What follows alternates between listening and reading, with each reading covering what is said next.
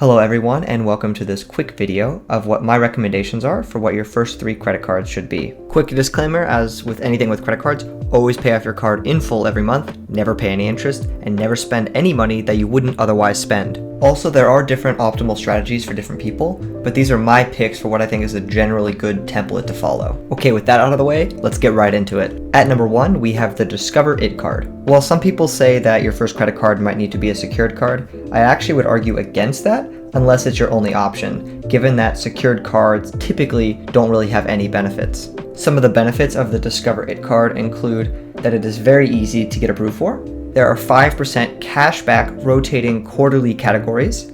Your cashback is matched within the first year, so those 5% categories effectively become 10% categories. You will receive your extra 5% at the end of the year, but still it is effectively 10%. On the student version of the card, you do get $20 a year if your GPA is above a 3.0. Given that this is the only real difference between the normal Discover It card and the Discover It student card, I actually highly recommend applying for the Discover It student card if that is applicable to you. Additionally, if you apply using a referral link, you will get a $50 statement credit after your first purchase on the card. If you'd like a referral link, there will be one down in the description. At number 2, we have the Chase Freedom card. Benefits of this card include 5x rotating quarterly categories, a $200 sign-up bonus after spending $500 within the first 3 months, and the fact that this card doesn't technically earn cashback, but rather Chase Ultimate Rewards points, which can be redeemed for cashback at a rate of 1 cent per point, or can be transferred to cards such as the Chase Sapphire Preferred or Sapphire Reserve, and they can give you much greater value for your Ultimate Rewards points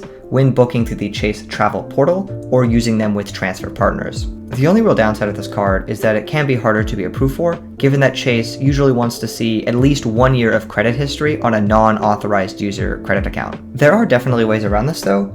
I was able to get this card with less than 1 year of credit history. I applied and I was first denied, but I called the reconsideration line and I was able to get approved for it.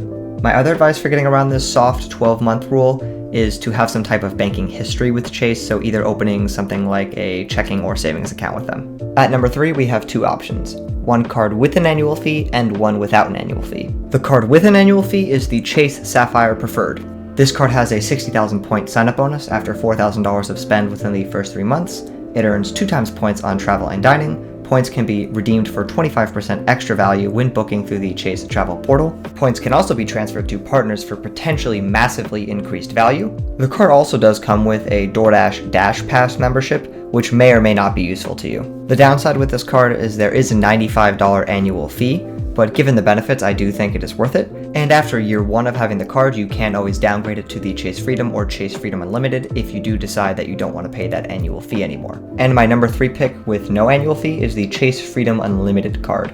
This card earns 1.5 times points on every purchase with no categories. There is a $200 sign-up bonus after spending $500 in the first 3 months, similar to the Chase Freedom Non-Unlimited, and it has the same benefits of transferring as the Chase Freedom card. And if you'd like to apply for this card, there will be a referral link down in the description if you'd like to use it. That's pretty much going to wrap it up for these picks. And if you're wondering why I recommend so many Chase cards, it's because of something called the 524 rule, where Chase requires that you have less than 5 accounts open in the past 24 months, or you'll be automatically denied for most of their credit cards. So it's typically better for your first 5 cards to get as many Chase cards as possible, because you can always get cards from other issuers later on. If you enjoyed this video, please hit the like button and subscribe with notifications on to be notified of any future videos about credit cards and what are the best cards to apply for.